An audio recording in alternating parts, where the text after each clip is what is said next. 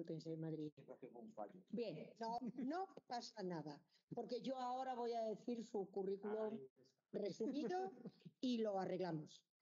Bien, don Fernando Ignacio es académico ecuatoguineano desde junio de 2016, ocupando la silla 0. Es miembro de honor de la Academia Norteamericana de Literatura Moderna desde 2019, doctor en Derecho Canónico por la Universidad de Navarra y diplomado universitario en Filosofía y Pedagogía por el Instituto Superior de Filosofía y Pedagogía San Juan Bosco de Lubumbashi. Decano de la Facultad de Humanidades y Ciencias Religiosas de la Universidad Nacional de Guinea Ecuatorial y profesor de Metodología de la Investigación Científica, Moral, Ética y Lengua Española en la misma.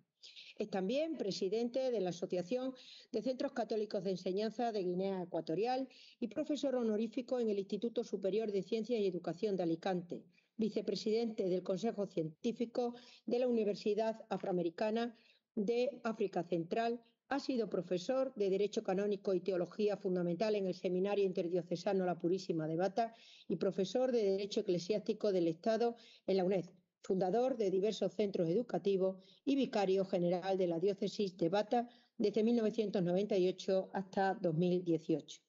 Ha publicado obras relacionadas con temas como el Manual de Derecho Canónico, Relaciones entre Iglesia y Comunidad Política en Guinea Ecuatorial y Lecciones de Derecho Eclesiástico. Va a versar su ponencia sobre las relaciones Iglesia-Estado de Guinea Ecuatorial y su incidencia en los derechos humanos.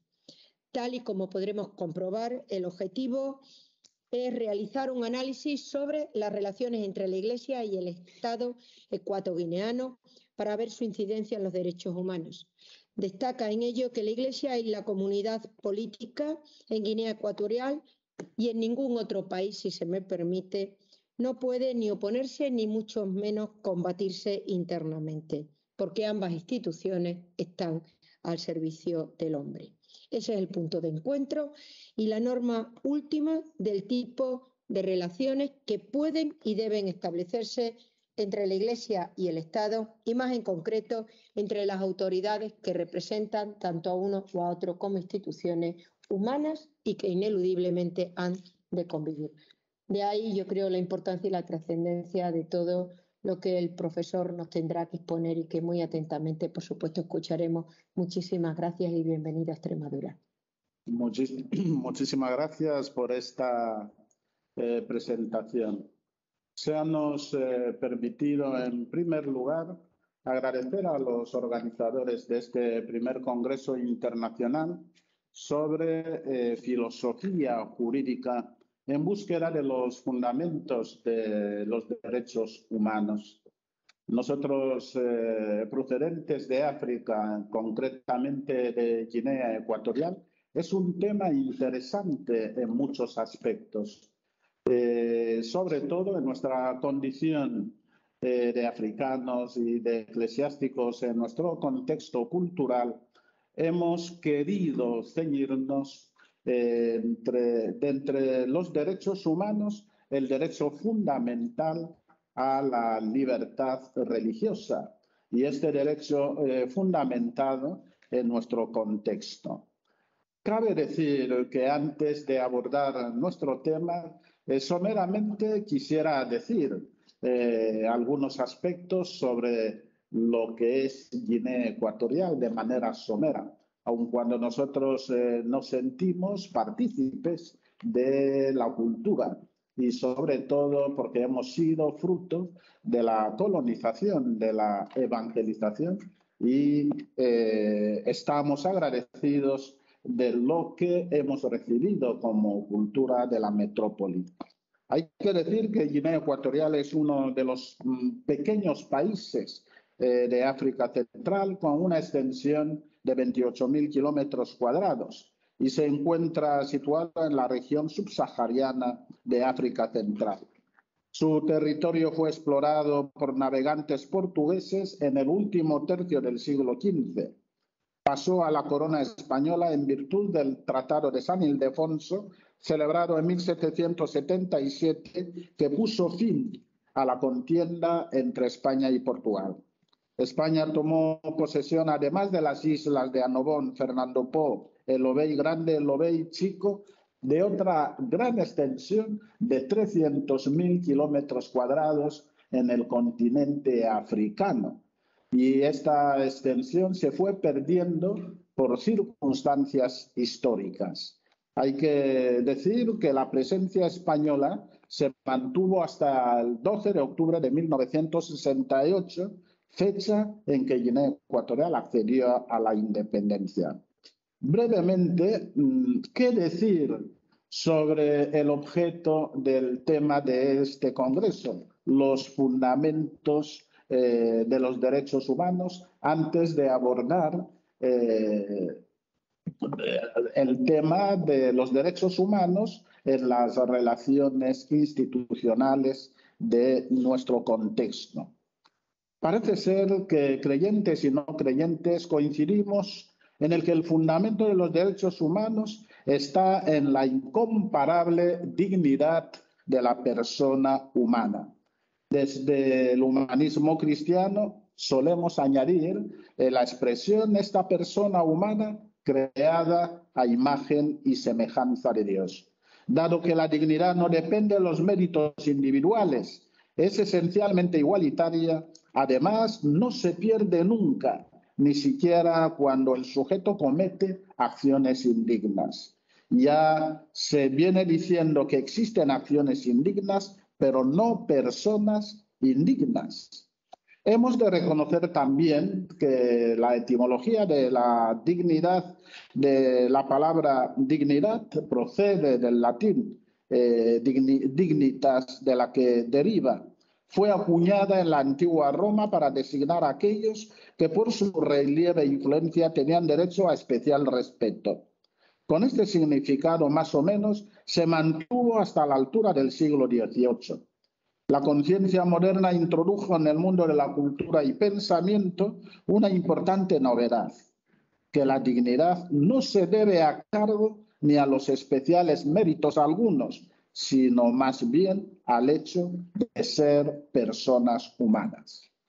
Se sabe que Kant llega a afirmar lo siguiente, que aquello que tiene precio puede ser sustituido por algo equivalente. En cambio, lo que no se halla por encima de todo precio y por tanto no admite nada equivalente, eso no tiene una dignidad.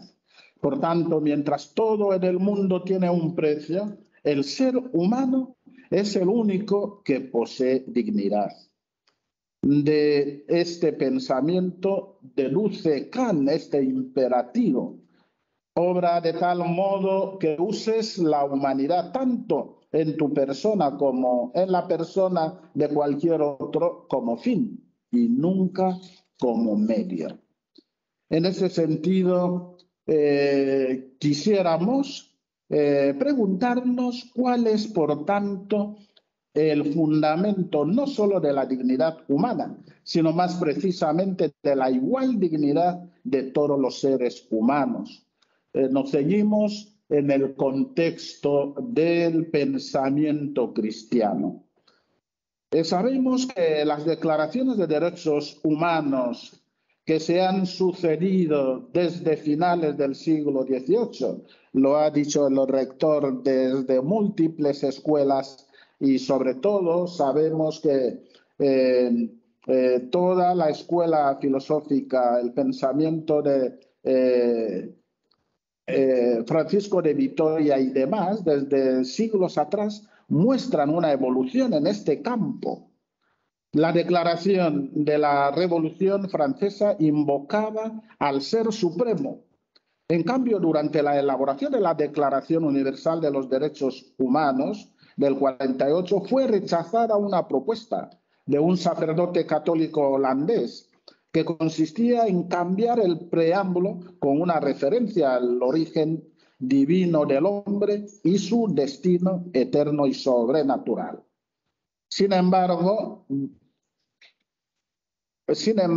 en los derechos proclamados, esta idea no se llevó a término, ¿no? Hemos escuchado en la presentación de este congreso y sobre todo en la ponencia que la idea de la fundamentación de los derechos humanos, los positivistas, más o menos hoy no tiene trascendencia. Sin embargo, desde el cristianismo hemos visto las diferentes contradicciones para no buscar la fundamentación de los derechos humanos. Estas dificultades encontradas para fundamentar racionalmente los derechos humanos son para nosotros una invitación a no olvidar la espontánea referencia a Dios de las primeras declaraciones.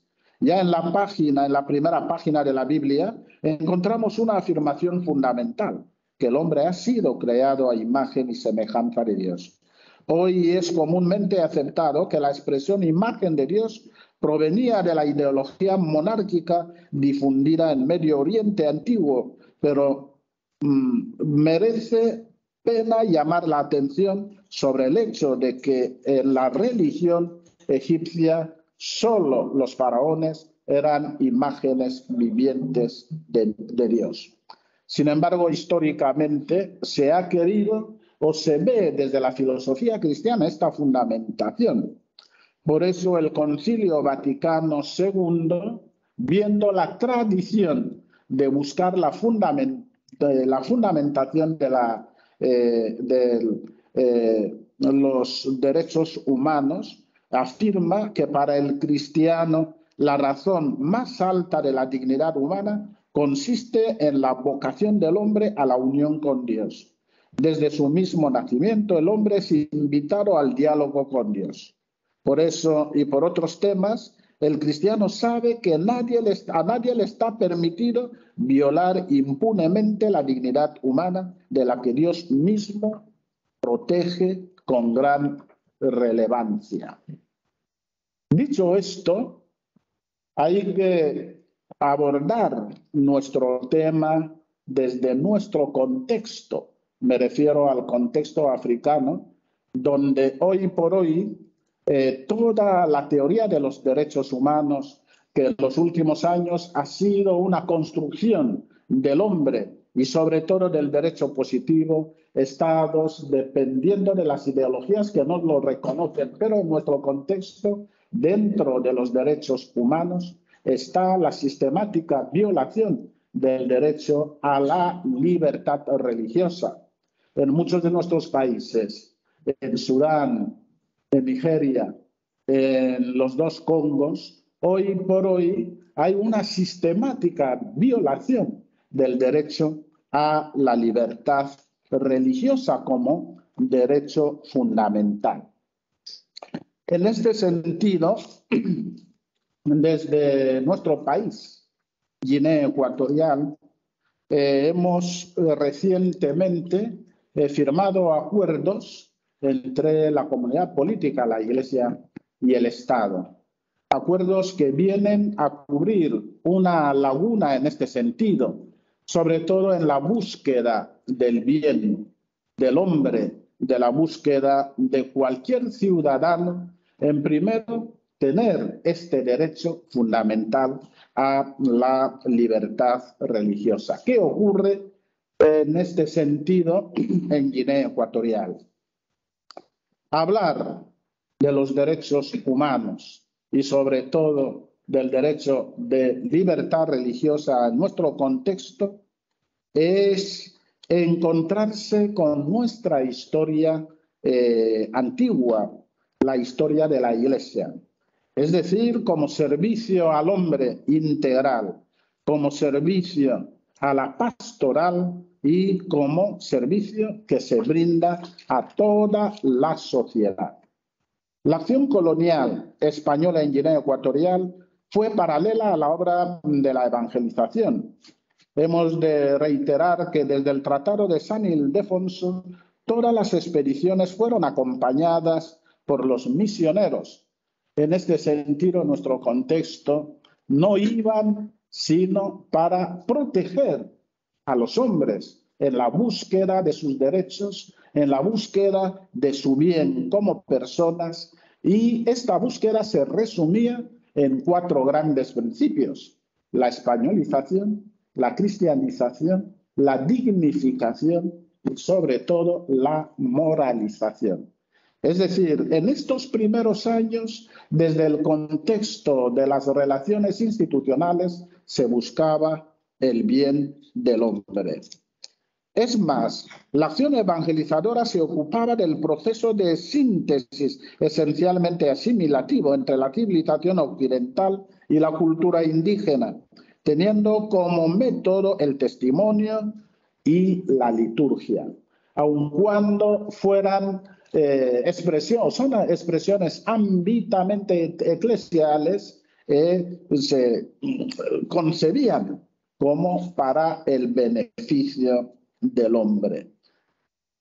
¿Qué pasa después de la independencia política en esta búsqueda del bien del hombre que nosotros en este contexto podemos decir del respeto a los derechos humanos?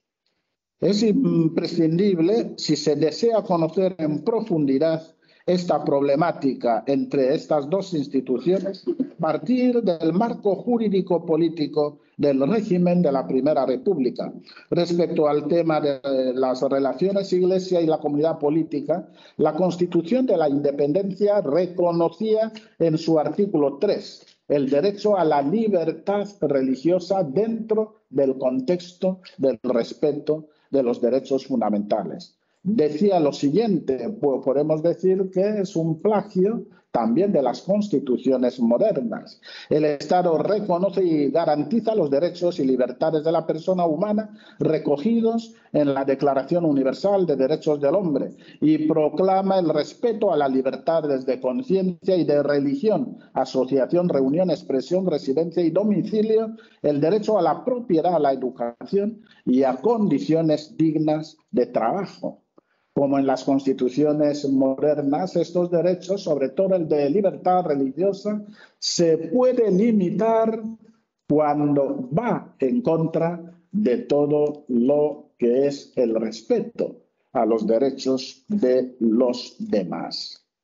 Respecto al estatuto jurídico de la Iglesia durante este primer régimen, a muchos os sonará el régimen de Macías prosoviético, donde la Iglesia fue conculcada, los sacerdotes encarcelados, etcétera, etcétera. Sin embargo, el artículo de la primera Constitución estaba vigente teóricamente para el respeto de los derechos humanos y, en concreto, el respeto a la libertad religiosa.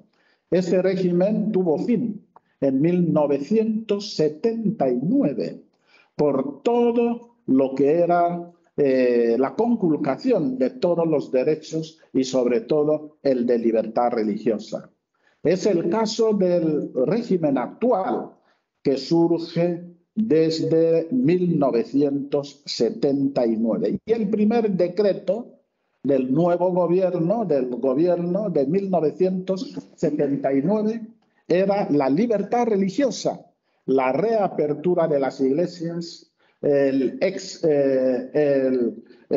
encarcelamiento de religiosos, sacerdotes y demás.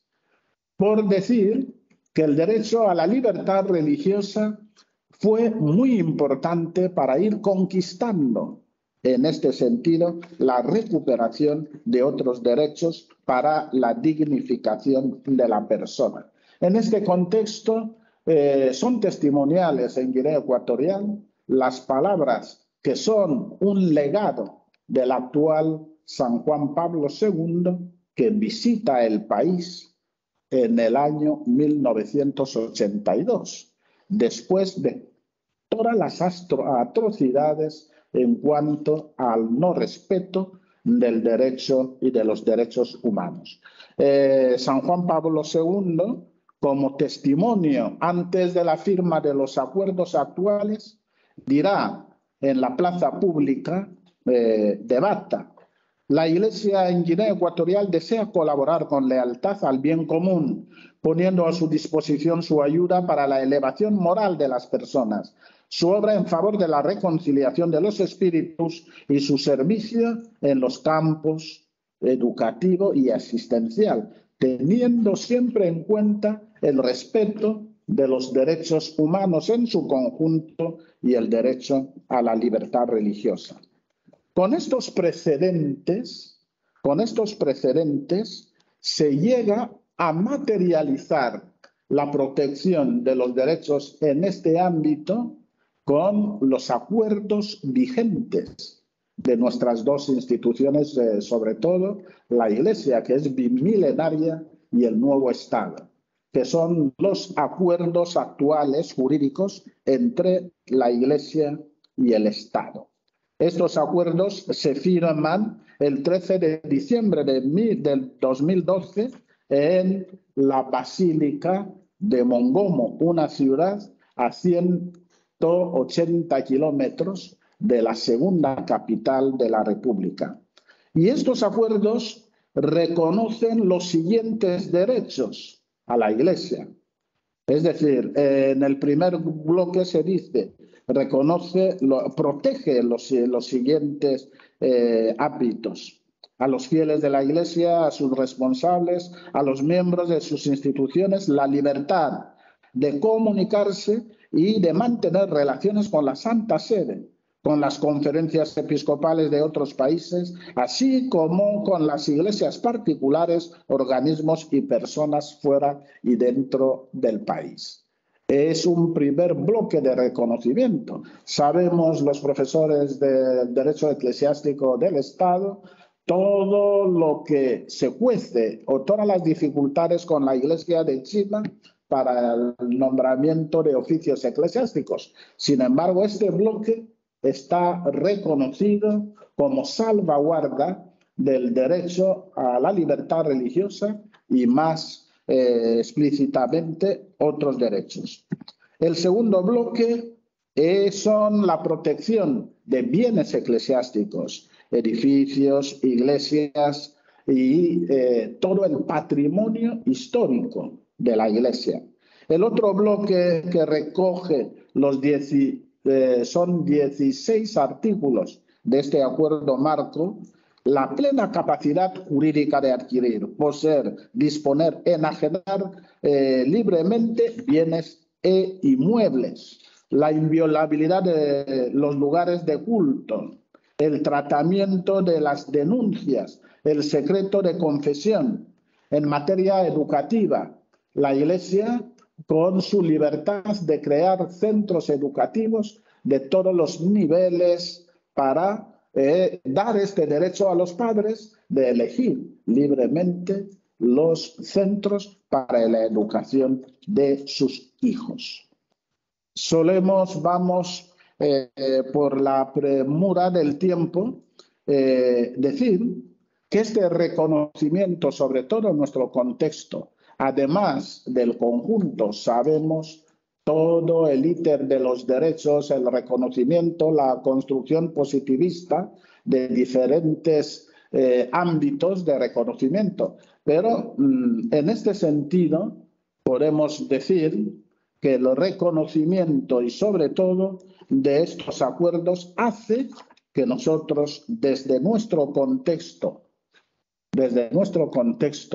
podamos decir que se está trabajando por este reconocimiento y quizá con la conciencia de su fundamentación, aun cuando no convenza por todo lo que ya sabemos, ¿no? Las notas clásicas que solemos decir, que cuáles son las características o las notas de los derechos humanos, son naturales, son inviolables, etcétera, etcétera.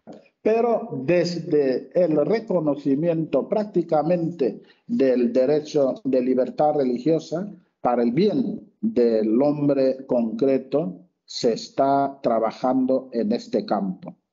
Y quiero terminar con lo que ya dijo la presentadora. En nuestro contexto pensamos que para toda la arquitectura de reconocimiento de los derechos, las dos instituciones clásicas pueden en este sentido sumar esfuerzos para no lucharse entre ellos, sino esta búsqueda de salvaguarda de la dignidad de la persona humana, que es el fin último de todo lo que es la búsqueda tanto de la fundamentación como del efectivo cumplimiento de los derechos humanos, que es la Iglesia y también los poderes públicos que, resumidos entre sí, representan el aparato estatal. Muchas gracias.